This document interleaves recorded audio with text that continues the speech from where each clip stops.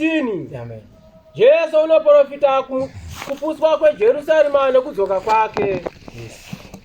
Naizvozvo kana muchiona nyangadzi yokuparadza yakarebwa nomuprofita Dhanieri, yimire panzvimbo tsvene, unorava ngaacherechedze Afrika yedu. Amen. Mukaona nyangadzi yakarebwa nomuprofita Dhanieri, alibona njoebo eboningi profita Daniel yomira panzvimbo tsvene, iyemi pulekeng halalelang, vanorava ngavacherechedze babonang bashebisise, nokuti zvangazoitika muchechi, ubani tsose netsenseri yetsala ko kereke ziri kuitika mu The African Apostolic Church, yetsala ngo The African Apostolic Church, zvakureva kuti vanorava vachicherechedza wacho uri babonang bashebisise nokunzwisisa kuti wakatumwa pakati pedu ndiani, uri bautwisise uri yarumwe mari ngarunakimang, tirege kuteera vanhu vane mari nedziso dzavo, ritlogela ho latella batho ba nang le ditjhelete tsa bona, tirege kuteera vanhu vane mbiri, re tlohella ho latella batho ba nang le tsohle tse ba nang le tsona, asitere wakatumwa na Jesu Kristu porongwa zwa Afrika, latela morongwa phongwa zwa Afrika, nokuti shoko rake ishoko ra Jehova, ubani lentswe la hae ke lentswe la Modimo, kutaura kwake kutaura kwa Jehova, ubua hae ku ubua ha Modimo, ani nani anopesana neshoko rake anorwa na Jehova, omulomo a fokolana le mantswe hae o lwana le mo Jehova, zina hakuna anorwa na Jehova akamira, jwale hauna ya lwana le Jehova, hakuna anokonesa Jehova basa rake, hauna ya kahlulisa Modimo mosebetsi wa hae, hakuna anokonesa Jehova zati zito udisaitwa, hauna motho a tasodisa Modimo ntho tse etseng di etsahale di etsahale, chero ukava ne mari, lanka wa bana le tjhelete, chero ukava ne dzidzo, lanka ruteha, chero ukava ne mbiri, lanka wa ba le ntho yonke, chero une chipo chakaita sei, lanka wa bana le talente e jwang, Afrika yedu.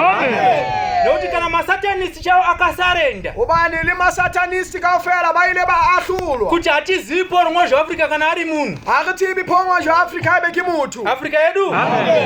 Vhiki akapenda akaruta muranda wamwe porongwa zva Afrika achiburuka kudenga ari muchena, beke efitileng kilogile murungwa sen phongwa zwa Afrika ali musweu, ane vana vake vaviri asi dzainzi Ngirozi, ana le bana bae ba babedi huthwiki manyeloyi, paakaburuka achimhara patiri akatidzisa akati munofana kuva nerudo, nakwe athu awela udimaruna uile ari le tlameha ho bana le lerato, rokuda vanhu vose nevanokuvengai, lerato la o rata mang le mang ya teng mahareng a lona, akandidzidzisa seshoko rake raisiko pamoyo rasingapindi munzeve asi raipinda pamoyo pangu, mantswe a ana a ruta ana sa kene ka tsebe empa ana kena mahareng a pelo, ndikadumbirwa ka tlalalela, muvhuro chafuma chiri munamato chipiri ndobva ndarota mantaha ke tloha ke alora, chiri musowe, re le bonkani, asi ndaitaura kuvanhu ndichiti vanhu munoziva here Jehovha, ke bua bathong ke re lona la tseba batho, nokuti vanhu vapostori vaAfrika vaifamba vachipesana hobane bapostori ba Afrika ne ba tsamaya ba firikana, ndikamira pamusoro perimwe dombo ndikati munoziva here Jehovha, ka ema ka hodima lentswe ka re la tseba na Jehova, vanhu vose nobva vateera ndikati Jehovha ariko kudenga mupenyu unorarama, batho kaofela ba mamela ka re Jehova o teng lehodimong wa phela, pandakatendeka kudenga kwakavhurika, nako e ke sheba ho lehodimo la bulela, ndikati Mwari isimba tsoka yake inovhara nyika yose, ka re Modimo ke matla hobane lentswe la hae le kwala vanhu vakabatwa nesimba guru ya mweya mutsvene, batho kaofela ba tshwere ke moya o halalelang, ndikati kuda kurota meno zvichazadzikisa rini, ka re ai mhlomongolo ora nyamba kwakuri kuronga kwaMwari,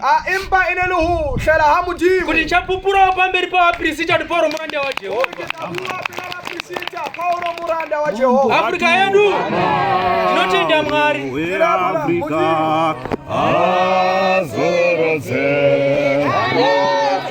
ishe mambo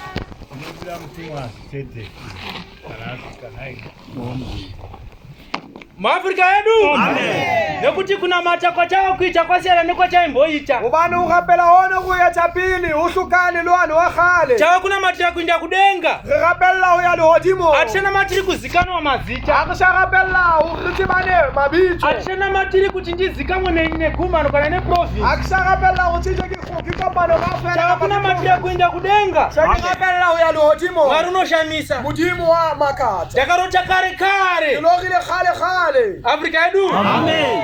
Verenga upesi kugara pasi. Nguva vada kuteurwa vakawanda. Ongo. Tiri kusiya vanhu vana.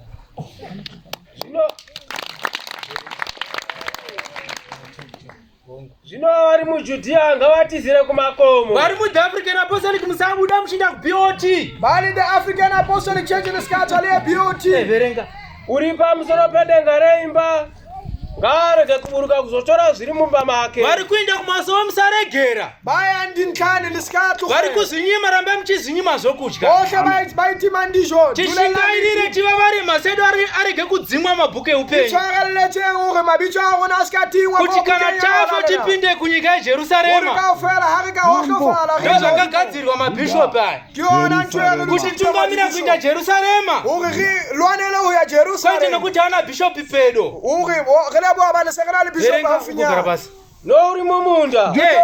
Ngarege kudzokera shure kuzotora nguo yake. Vachava nenhamo vane mimba. Yes. Navanomwisa namazuva iwayo.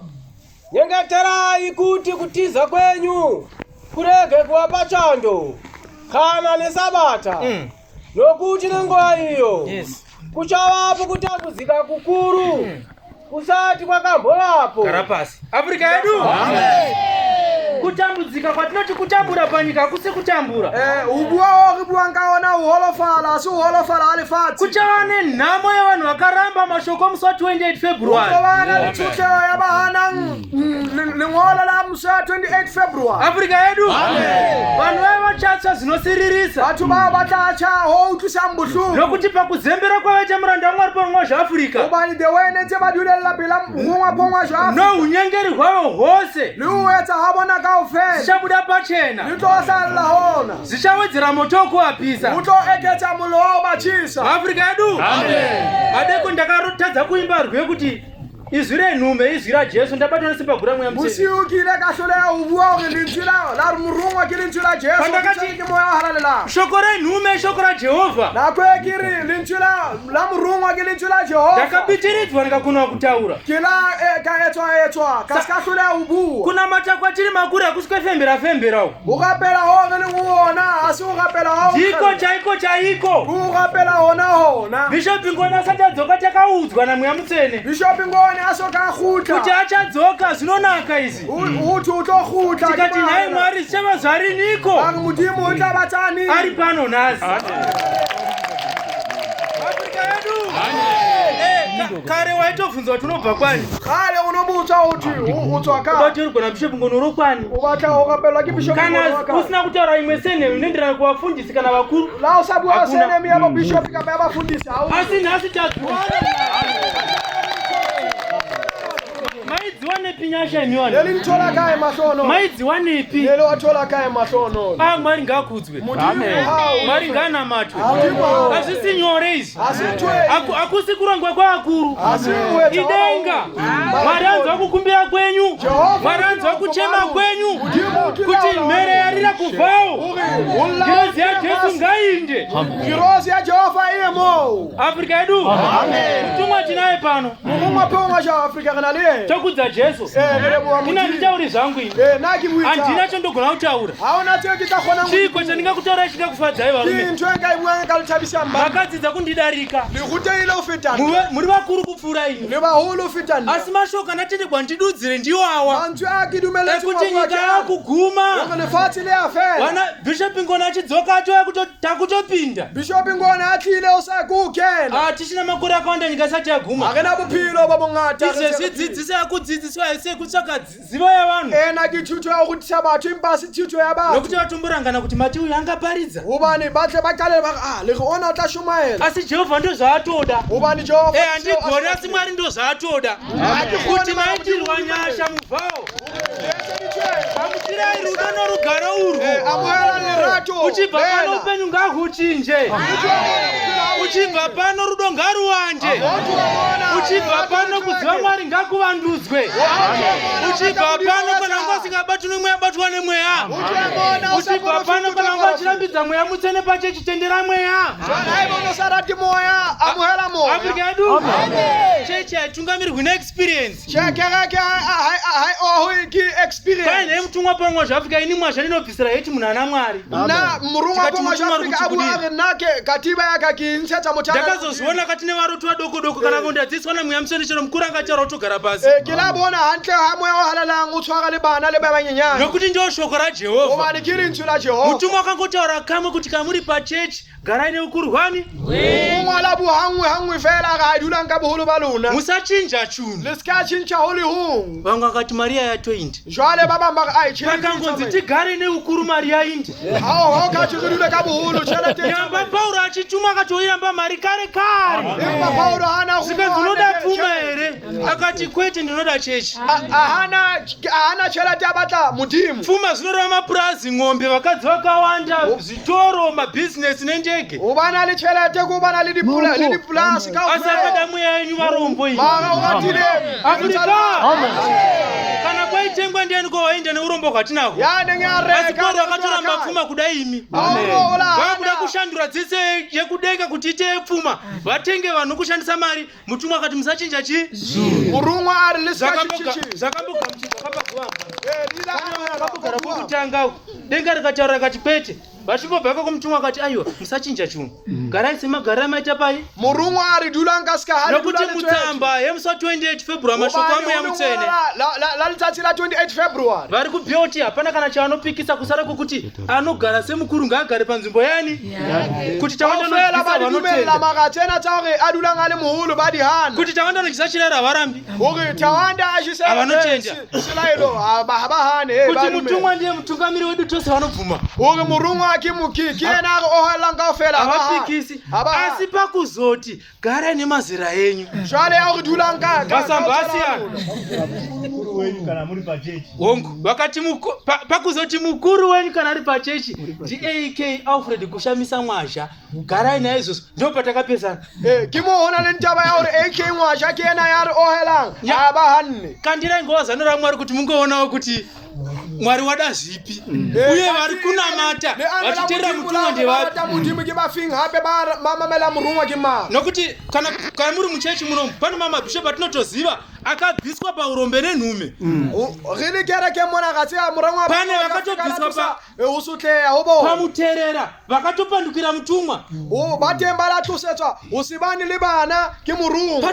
Pane vatinotoziva vaitova nembiri yekuimba nokuparidza. Unalibane ngibati vakabashumayela babina. Asi vakati mutumwa akura. Simba. Afrika yedu. Amen. Pane mama bishop vakadzorwa parufu. Afrika yedu. Amen. Kuna umwe akatodzorwa parufu nenhume. Unali omuyala khutiswa. Saka unoende Patrick. Wati uyakaipa. Dzoka Afrika yedu. Amen. Saka umambo. Kale kuona umambo. Muna muvha utarikirwa umambo. Amen. Bukhosi. Vangane nhamo yapera. Vakasingaiti kumabasa auya. Vangasingaimbi vaimba. Vangasingaroti vorota. Mwari nganamata. Mudimu harapera. Ndibishop Ngonero. Ndibishop Ngoni. Takadzidziswa kare nezvemurume uyu. Tinakutiswa kale. Sikanzi enda kumba kwaBishop Ngoni 2012.